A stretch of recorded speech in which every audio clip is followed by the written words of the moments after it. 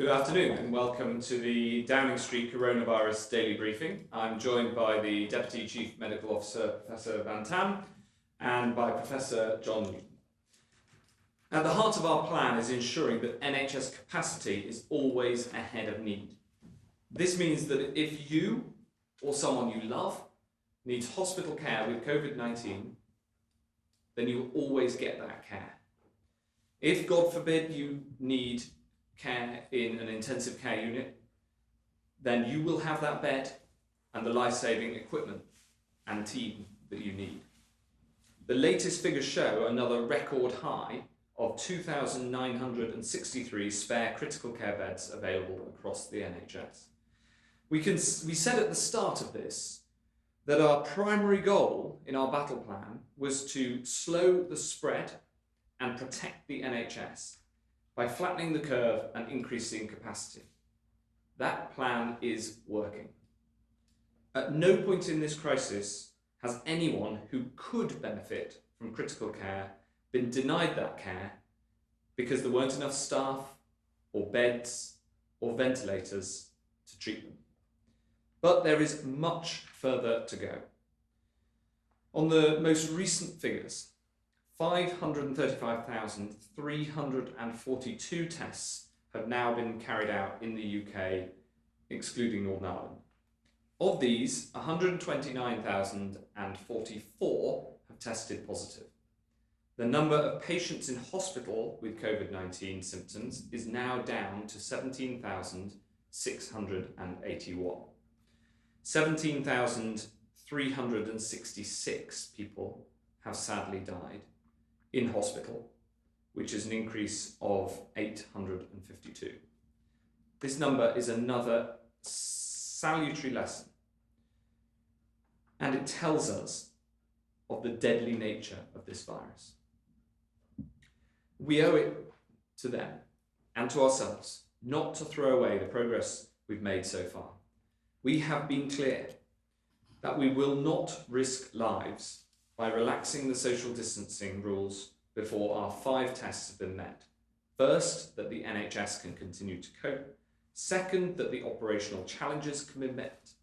Third, that the daily death rate falls sustainably and consistently. Fourth, that the rate of infection is decreasing. And most importantly, that there is no risk of a second peak. I now want to update you on 2 specific areas of huge importance. First, PPE. Protective equipment delivery is an operation of unprecedented scale and complexity. Since the start of the crisis, we've now delivered over 1 billion items of PPE. We're constantly working to improve that delivery system, buying PPE from around the world and working to make more here at home. We have a diverse range of suppliers, and we're working day and night to expand that supply base.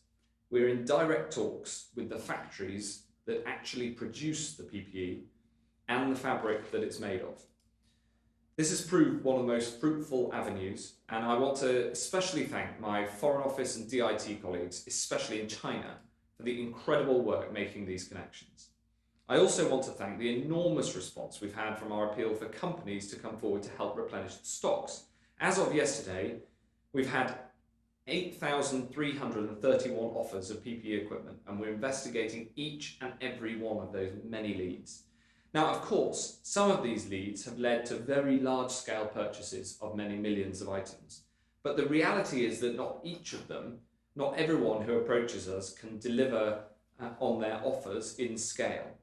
I'm very grateful to all those who have come forward, and we are now actively engaged with thousands of these companies, and I can announce that we're working with 159 potential UK manufacturers which are starting to come on stream. I've said many times that I am determined to get people the PPE that they need. This is a 24/7 operation. It's one of the biggest cross-government operations I've ever seen. And I'm grateful to colleagues from the NHS, from Public Health England, the Crown Commercial Service, Cabinet Office, Communities Department, the Ministry of Defence, the Armed Forces, the devolved administrations and the territorial offices, the Business Department, the Treasury, the Foreign Office, and the Department for International Trade for their enormous hard work on this. And I'm also very grateful to Lord Dayton, who delivered the Olympics, for stepping forward to lead this national effort and deliver once again for his country. The second area I want to talk about is vaccines. In the long run, the best way to defeat coronavirus is through a vaccine. After all, this is a new disease. This is uncertain science, but I'm certain that we will throw everything we've got at developing a vaccine. The UK is at the forefront of the global effort.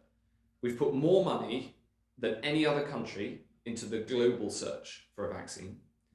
And for all the efforts around the world, 2 of the leading vaccine developments are taking place here at home at Oxford and Imperial. Both of these promising projects are making rapid progress.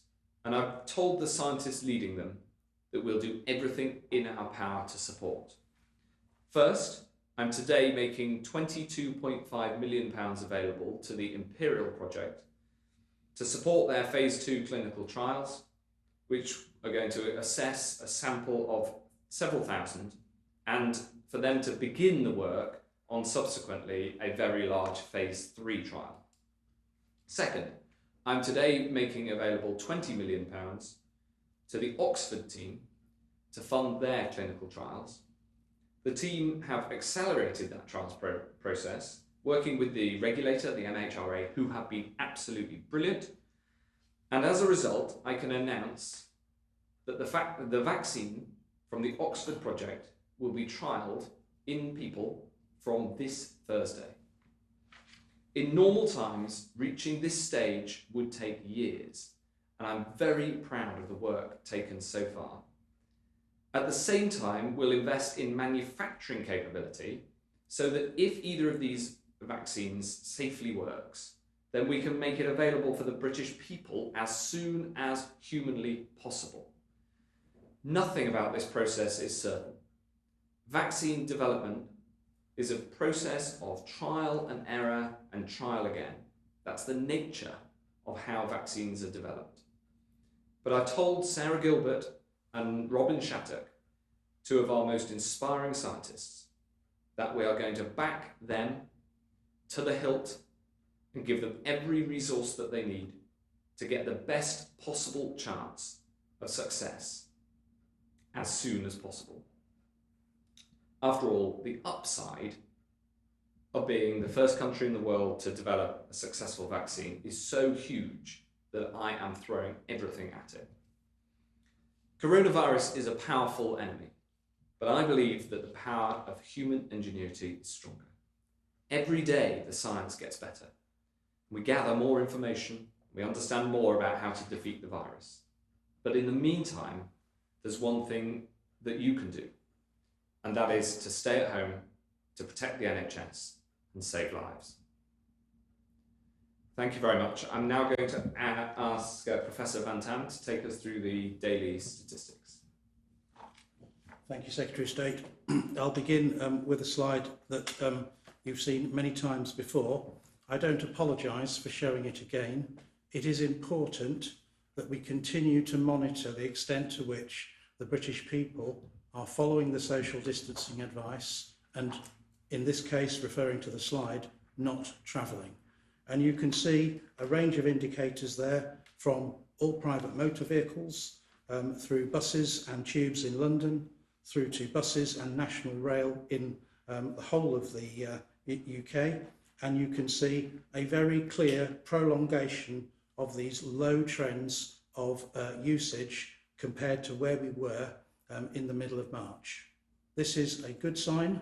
It shows that we are continuing to follow the advice given to us by the government, and that in doing so we will get on top of the current wave of the coronavirus threat, and we will begin to turn the curve. Next slide, please.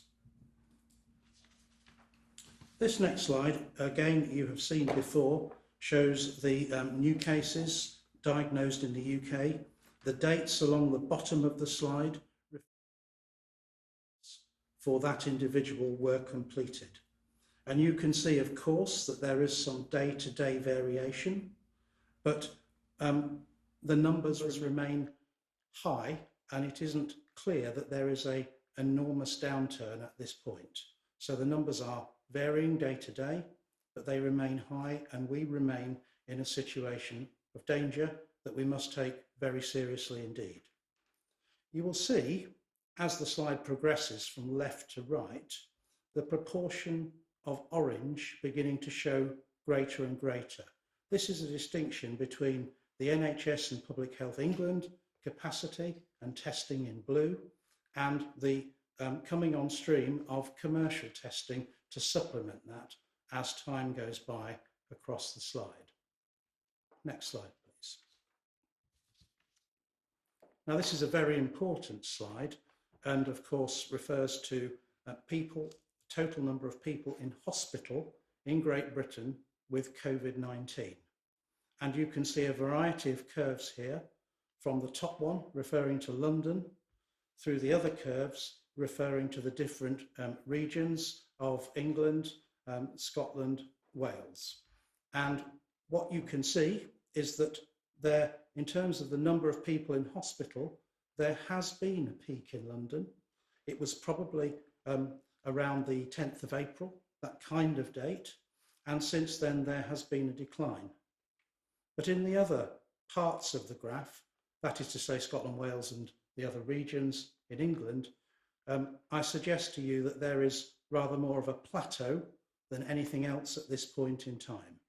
It is not absolutely clear that there have been peaks, nor is it absolutely clear that the rate is, that the number of cases is dropping in the same way that we can illustrate it on the slide for London.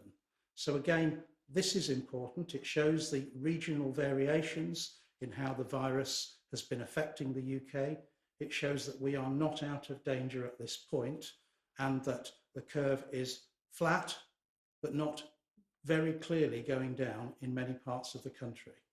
I'm sure it will go down in the days and weeks that follow, but we must keep pushing on this, and we must bend that curve through our actions. Next slide, please. Now here you see a slide that arrays data by week from the 20th of March through to the 10th of April.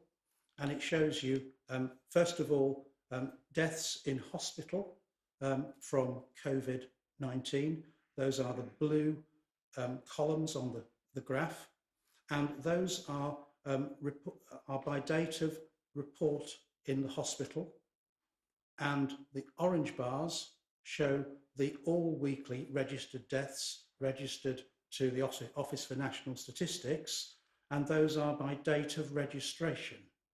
And please be very careful in comparing these statistics, because as you will know, unfortunately, if you've lost someone, it takes a while for a death certificate to be issued and for that to be registered with the Office for National Statistics. So there is inevitably some difference between those two bars, and we are not comparing apples with apples.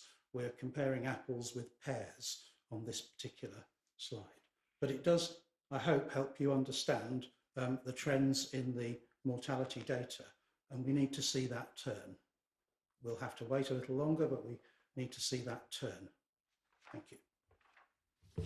Finally, I will show you a slide I've shown you before about global death comparisons. Again, as I've said before, the slide is indexed on time point 0 when a country declares its first 50 cumulative deaths. Now, for almost all of the countries on this slide, the reporting, as in the UK, has been for hospital deaths. And you can see there that there are broadly three patterns: the United States on its own, the European countries other than Germany in the middle of the pack, and some outliers who've had very low rates of death. On the slide, if you look carefully, you will see a curve for UK hospitals only and a UK all settings, which is lagged further behind, which includes all of the deaths reported to the ONS. but you will see that they are on the same trajectory within the same framing of those middle countries. These are important comparisons, but what will be really important in the future, and we do not yet have those data, are international comparisons of excess deaths, particularly across Europe, where a pretty standardised methodology is used for counting excess deaths. But those data take time to assemble, and I don't have them for you today. Thank you, Secretary. Okay, thanks very much indeed, Jonathan. First question is going to be from Laura Koonsberger, BBC. Thank you, Secretary of State. Just on PPE, this was declared a pandemic well over a month ago. Why is the government still having to scramble now to get our health workers the equipment they need, and allowing UK firms we've been hearing from today who could supply British hospitals and care homes to sell their products abroad? Well, as you know, Laura, we've been pushing at making sure that we get PPE to the front line, to the people who need it, since right at the start of this crisis, and especially since the big increase in demand about a month ago. We've now shipped over 1 billion items, and we're also at the same time replenishing the stocks on a 24/7 basis, and I've described something of the operation to do that. And we bought a huge proportion of that from overseas, and that will continue to make sure that alongside making more PPE here, we also buy it from the big producers, especially in China. And that's where the big numbers are, making sure that we get that PPE into the country, out to the front line where it's needed. Can I come back in? Okay. But, you know, day after day, we're hearing from people on the front line that they do not have enough. I mean, how do you explain the gap between what you were saying about getting everything in place and what people who are working on wards or working in care homes are actually experiencing? And why did ministers suggest there was some kind of mix-up about not taking part in the EU scheme to get medical kit, when the most senior civil servant at the Foreign Office said this afternoon it was a political decision, to use his phrase? Well, I haven't seen that exchange, but I have spoken to the Foreign Secretary, and as far as I'm aware, there was no political decision not to participate in that scheme. When we did receive an invitation in the Department for Health, because it came to the Department for Health, it was put up to me to be asked, and we joined. So we are now members of that scheme. However, as far as I know, that scheme hasn't yet delivered a single item of PPE. So I think the most important thing that we concentrate on is what are the offers that can get us the most PPE to be able to get it into the country, to be able to manufacture it here, and to be able to then get it out to the front line. And we're doing everything we possibly can to make that happen. Robert Peston, ITV.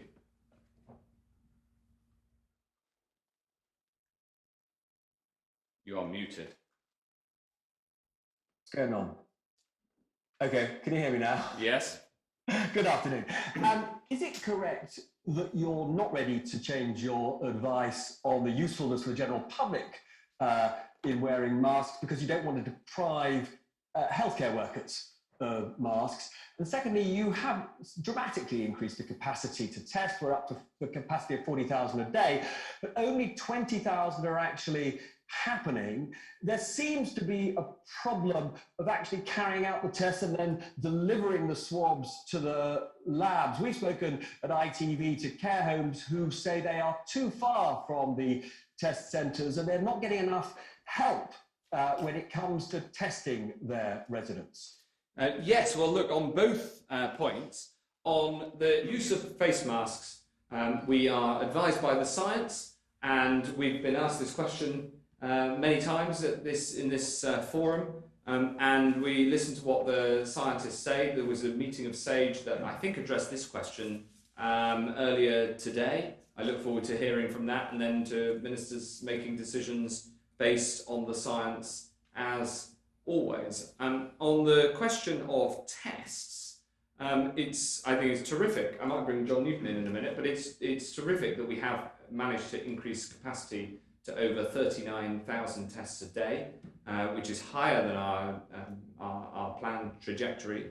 Of course, having excess capacity means that we can then expand who that capacity can be used by, and also, exactly as you say, increase the availability to more people, make it easier to access. So one example is that we have introduced home testing, where a test can be sent out and taken and then returned, so that the individual doesn't need to move. And obviously, home testing will be particularly helpful to those living in care homes, for whom, exactly as you say, a trip to a drive-through testing centre might be a difficult thing to do.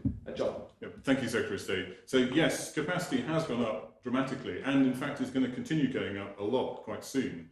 So we can now say we are meeting the requirement in hospitals. We're also meeting the requirement to test NHS and care staff with the drive-in centres. We've tested over 100,000 staff, and many of those have gone back to work. And in fact, NHS sickness absence rates are now falling as a result. So that's very good news. We're now progressively expanding the access. So you're quite right, the drive-in centres are not necessarily ideal for people working in a distributed system like the care sector. So although access is available in NHS labs and NHS settings, which is very widely distributed, we're piloting a number of different ways of getting tests out to people, both directly sending swabs to care homes, also Secretary of State mentioned testing at home, and also mobile delivery. So there are a number of ways we can get the swabs to the people rather than expecting the people to come to the swabs. Does that satisfy you, Robert? Well, it was just, if I could just ask, I suppose Jonathan Van Tam would be best on this. Is the priority when it comes to face masks, frankly, healthcare workers, and that although there may be a case for the general public using them at some point, this would just not be the right moment? Thank you for the question, Robert. I think I'd kind of reply on 4 points. The first thing to say is I have always said to you that we will keep the evidence under review, and we are absolutely doing that. I've also said to you that we will change if we feel that the evidence is driving us that way, and we will advise ministers accordingly. SAGE has indeed met today and discussed personal protective equipment, and advice will go to ministers in due course. And I'm not going to comment about that any further today, nor would you expect me to.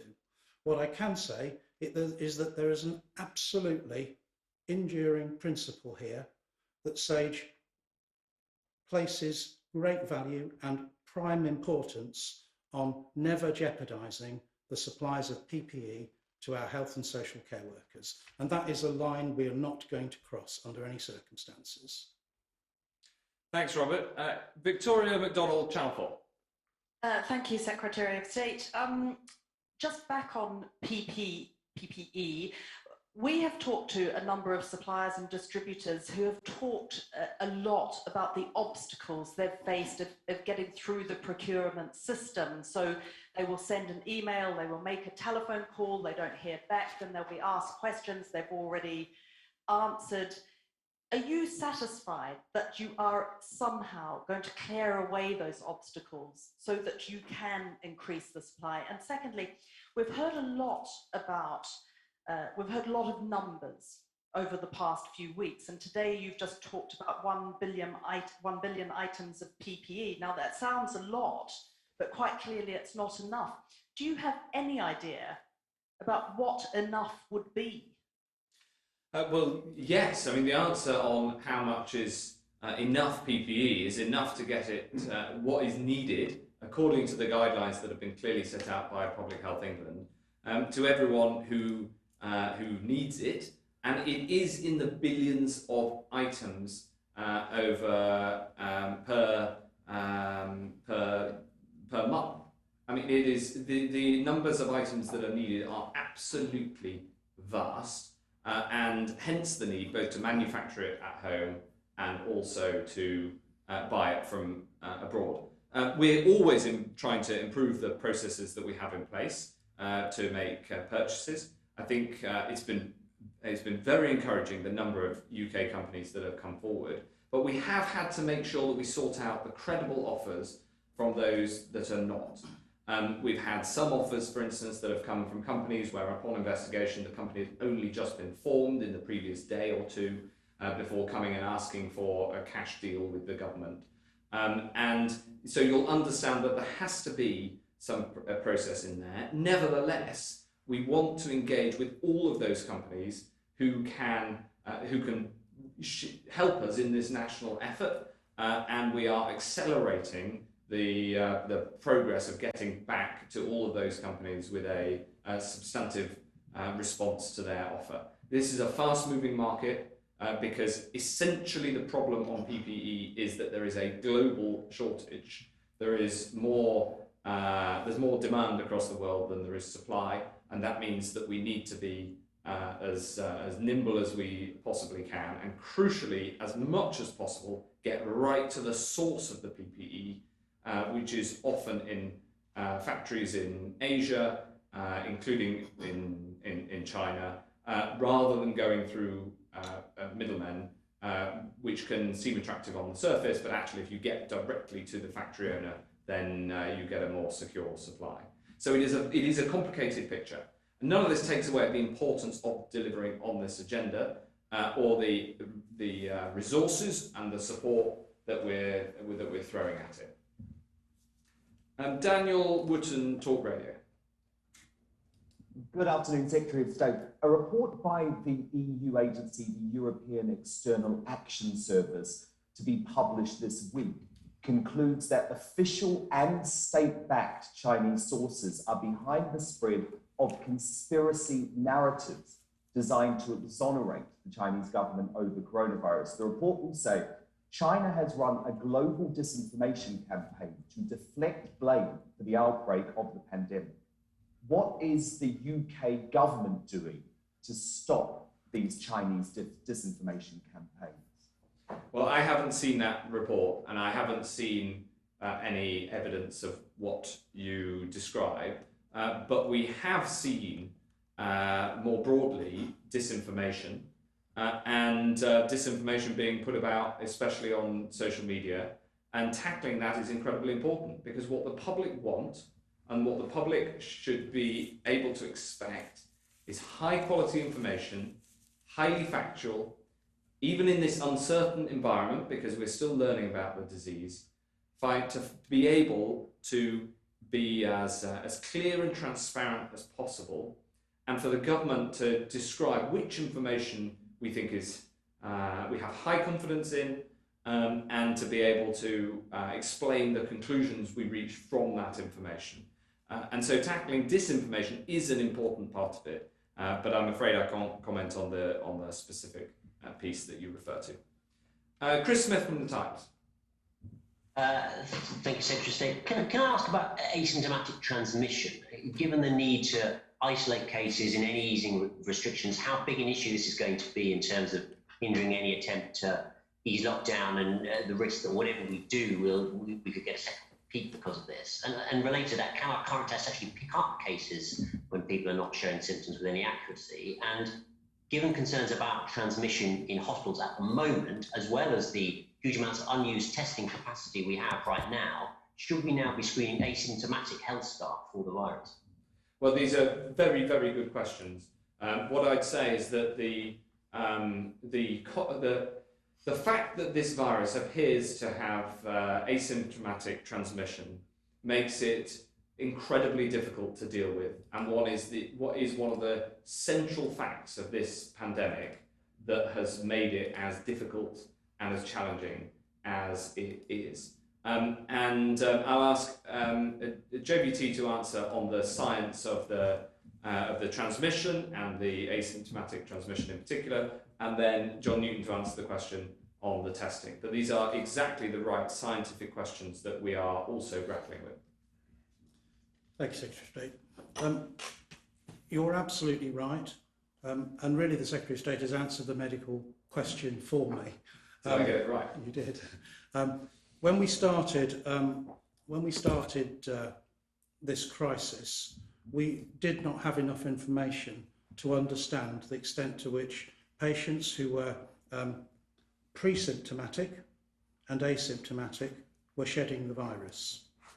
We now have a lot more information, and it is clear that for at least a proportion of patients, they begin to shed the virus before the onset of symptoms. And we, of course, have scientific data now that show that some people are asymptomatic and we can still detect the virus using a PCR test. Where the difficulty in the science comes is understanding just how infectious those other people, with either pre-symptomatic or asymptomatic, are compared to those who are symptomatic. And remember, they don't have the cough, they don't have the respiratory symptoms, they don't have the same means of expelling the virus to the same amount. So I think it's absolutely impossible to rule out that there are some cases where spread occurs from asymptomatic or pre-symptomatic people, but the vast majority of the force of transmission in the community is still coming from those people with symptoms. That isn't to say that we're not picking up the asymptomatic infections. I hope I've been very clear on that.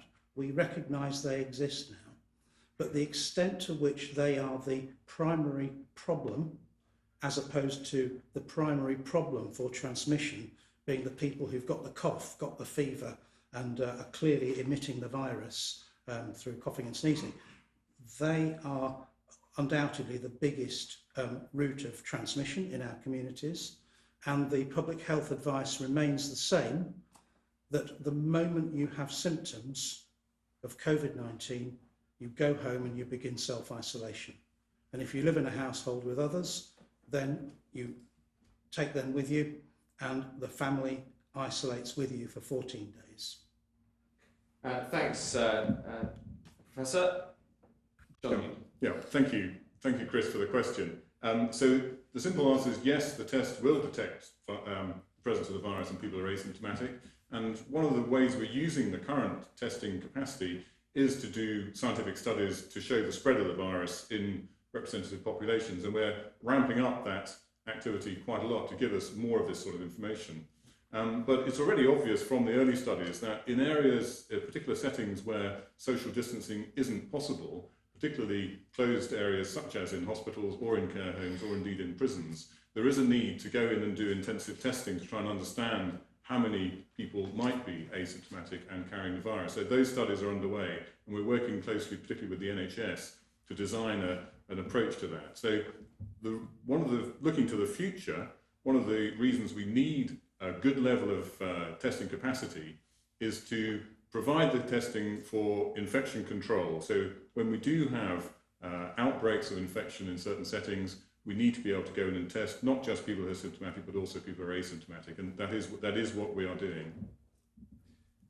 Does that satisfy you, Chris? Or? Yeah, can I just follow up, Professor Newton? Those early studies you're doing, what does that show about the extent of transmission in healthcare settings? And just to clarify the point about screening of NHS staff, can we expect that to make a contribution to meeting the 100,000 target by next week? Well, there's an international literature which shows, for example, there's a study from New York in women in maternity setting showing a significant number, a small proportion, who were asymptomatic and who had positive tests. And we also know from studies that Public Health England has carried out in some care home settings that a number of staff and residents who are asymptomatic have test positive. So it's all very consistent internationally. It's a small proportion. And it's also important to emphasize that the test is not a screen. So the idea that you would use the test to screen the whole population, or indeed to screen the whole of the workforce, isn't really how the test could be used. So you would test somebody on day one, and on day two they might become positive, and you wouldn't know. So we use the test to understand the spread of the virus in a population or in a setting, in order to be able to put in place the measures required to control that infection. It's not to be used broadly as a stream. That's certainly not the current thinking. But as Jonathan has said, very important that we keep an eye on the science And if the science develops further, then we will need to change our testing strategy, obviously. And to answer your question of will we do testing of asymptomatic staff in hospital as part of meeting the 100,000 target by the end of the month, the answer to that is yes. And we have a plan to be able to do that as we expand access to testing to meet the capacity that, as we can see from the figures, that capacity is increasingly available on the road to 100,000 tests a day. Thanks, Chris. Pippa Creer from the Daily Mirror.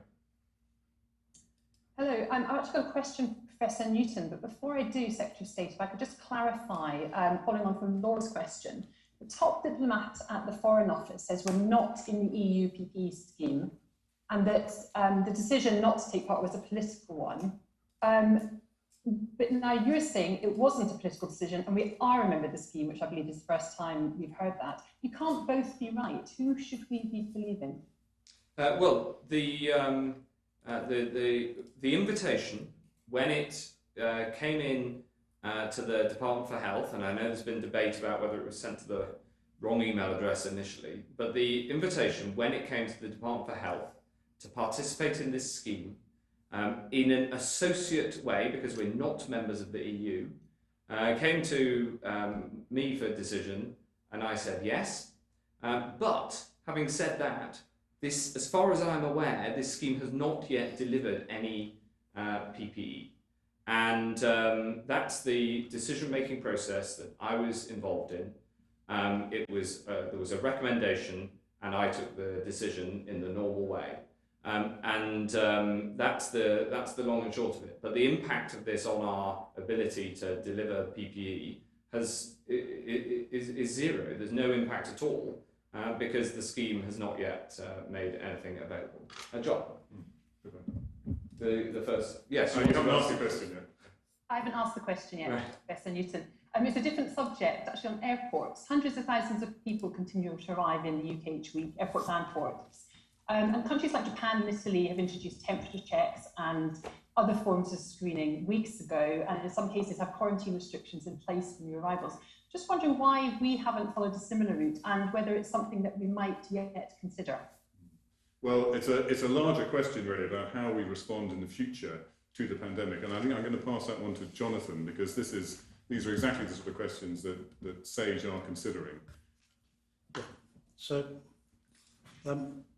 with port of entry screening, there is a basic problem that the length of a flight from a far-flung place to the UK is typically no more than 12 hours. I think we'd agree on that.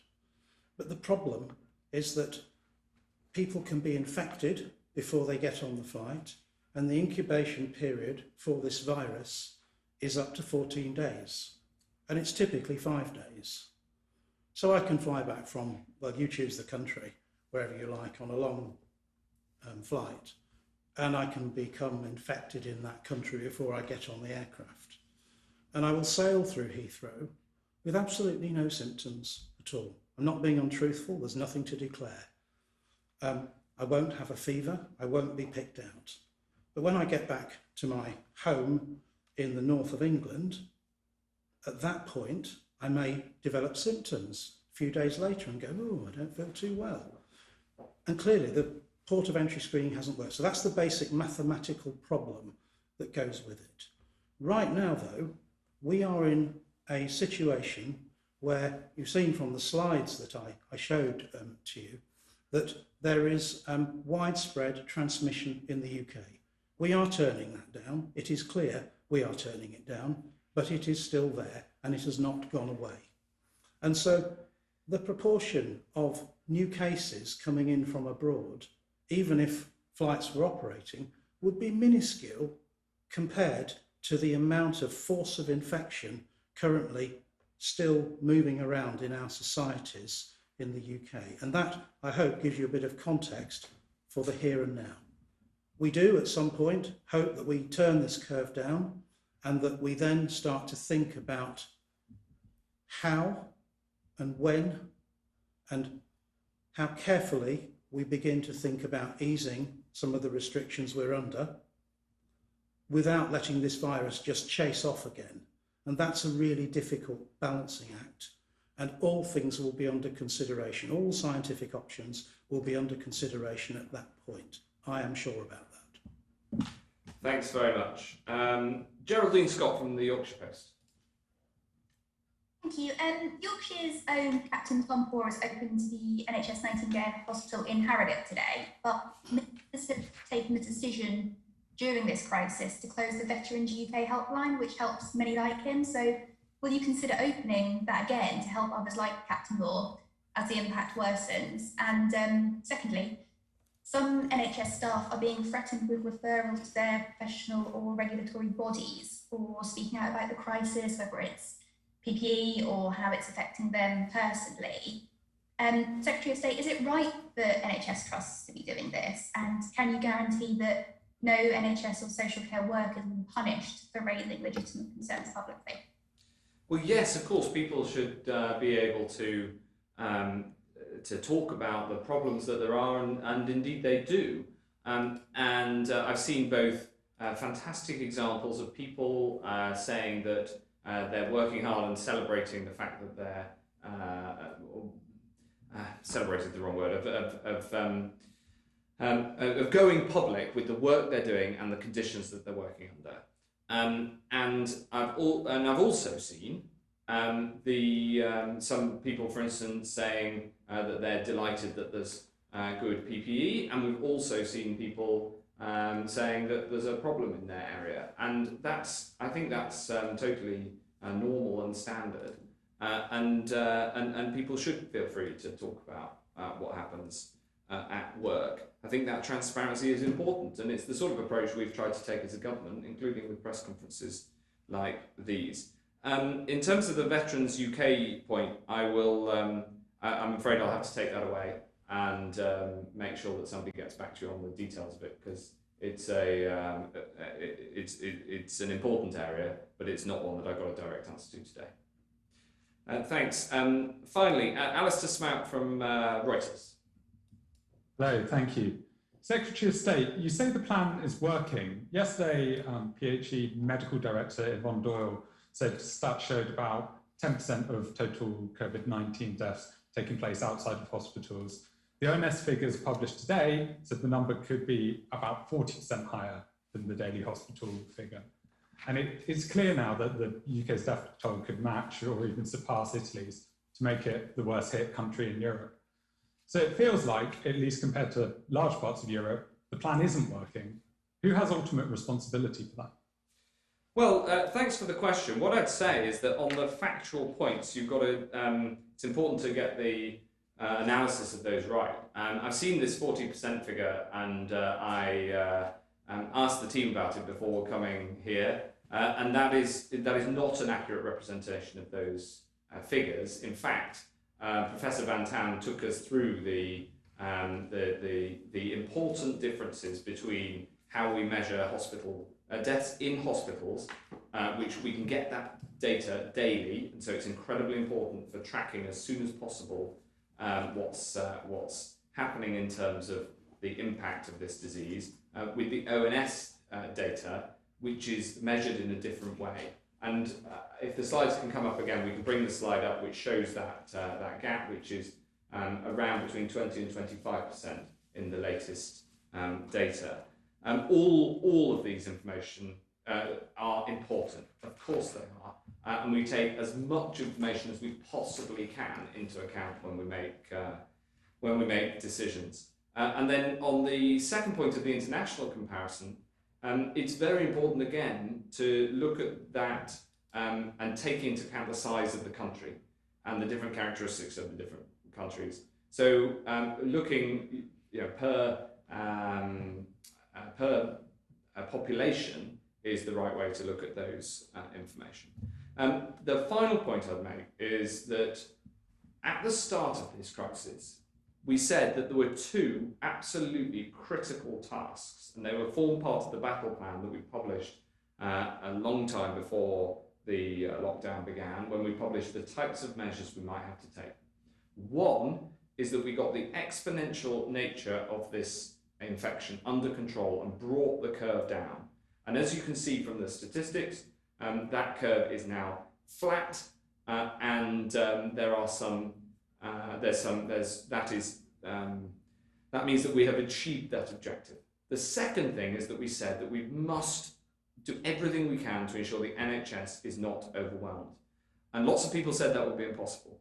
But we have achieved that because every single person who has needed treatment has been able to get that treatment, including with the building of the NHS Nightingale hospitals, for instance, that were referred to in the previous question, because the NHS Nightingale Hospital in Harrogate has opened today, and that will ensure that there's more NHS capacity for people of Yorkshire and the North East. Therefore, on those two core measures, the plan is working. Now, does that mean that every problem has been addressed? No, of course it doesn't. I've gone through some of the details on PPE today, where there are clearly challenges. And does it mean that everything's done? No, it doesn't. For instance, the search for a vaccine is absolutely top priority. And I'm delighted that the first vaccines in this country will go into human clinical trials on Thursday. So there is a huge amount still to do. But on the absolutely central core objectives that we faced as a country, thanks to the work of the NHS, the armed forces, many, many others, and the people who have stayed at home, we have managed to both bend down the curve and also ensure that the NHS capacity is there to deal with the cases that come through, so that everyone can rely on the NHS when they need it. If I could just come back, I think a lot of people would say that Germany is a comparably sized country to Britain, and obviously is faring fairly well, but by comparison. Yes, so I would absolutely, I absolutely concur with that, of course. And then there are some countries where on that measure they're below us, and there are other countries where they're above us. And the critical thing when you're trying to work out, as we do every day, how do we make sure that we do our very best for this country? You absolutely take that into account. You learn from where things are going well. In fact, we learn also from places where things aren't going so well. And we're constantly looking around the world at those comparisons. It's exactly right. But the important thing you've got to do is scientifically look at the consequences of what people are doing elsewhere, so that we can learn about it as a country. Okay, thank you very much indeed. That concludes today's Downing Street press conference, and I'm very grateful to Professor Van Tam and to Professor John Newton for your support. Thanks very much indeed.